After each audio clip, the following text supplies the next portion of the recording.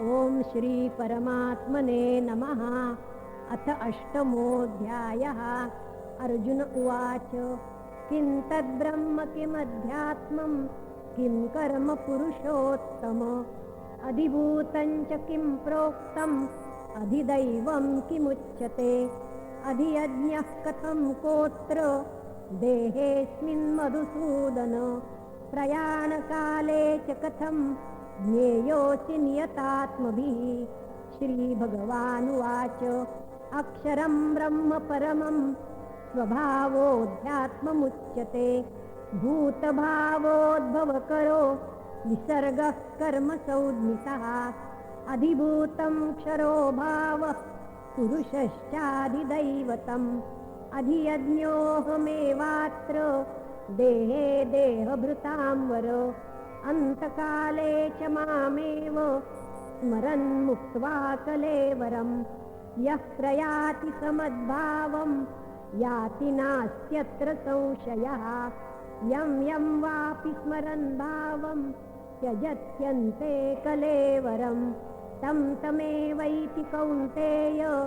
सदा तद्भावभावितः तस्मात् सर्वेषु कालेषु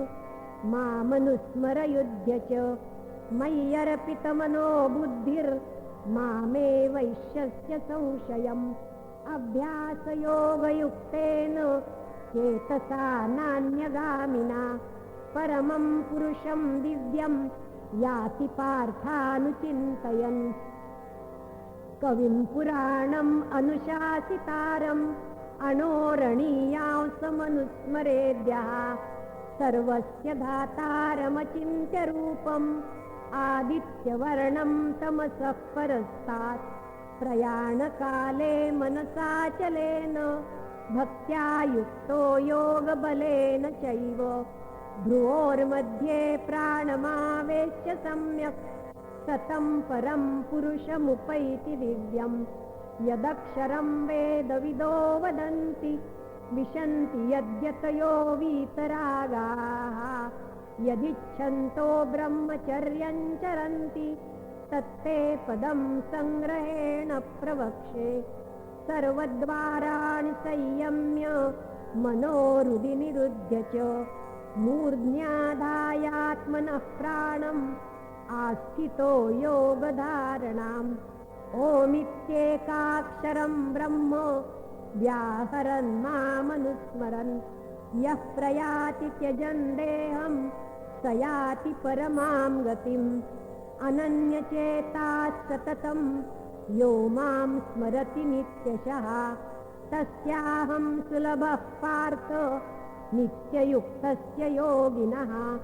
मामुपेत्य पुनर्जन्म दुःखालयमशाश्वतं नाप्नुवन्ति महात्मानः संसिद्धिं परमां गताः आब्रह्मभुवनाल्लोका पुनरावर्तिनोऽर्जुन मामुपेत्य तु कौन्तेय पुनर्जन्म न विद्यते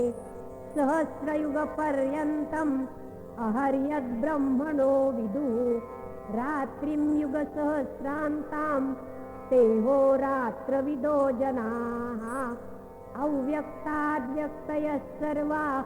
प्रभवन्त्यहरागमे रात्र्यागमे प्रलीयन्ते तत्रैवाव्यक्तसौन्यके भूतग्रामस्य एवायं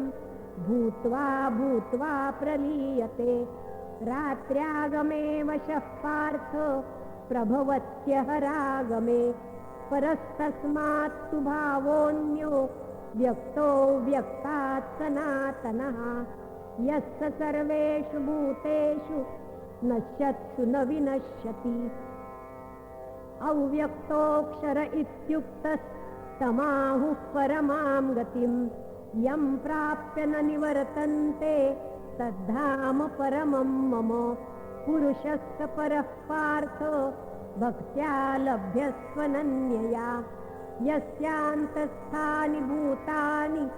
येन सर्वमिदं ततं यत्र काले त्वनावृत्तिम् आवृत्तिं चैव योगिनः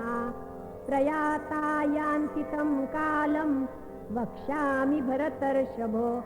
अग्निर्ज्योतिरः शुक्लः षण्मासा उत्तरायणम् तत्र प्रयाता गच्छन्ति ब्रह्मविदो जनाः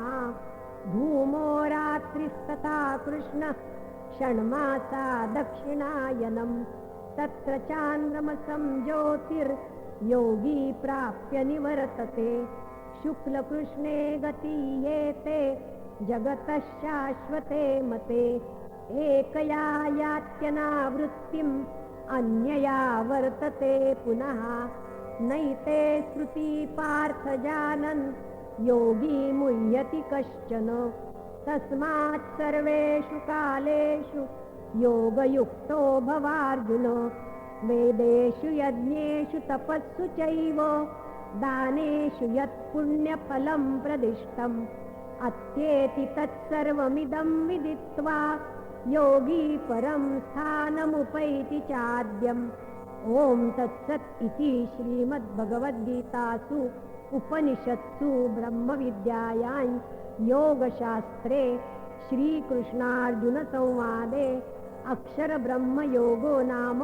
8मोऽध्यायः। श्रीकृष्णार्पणमस्तु।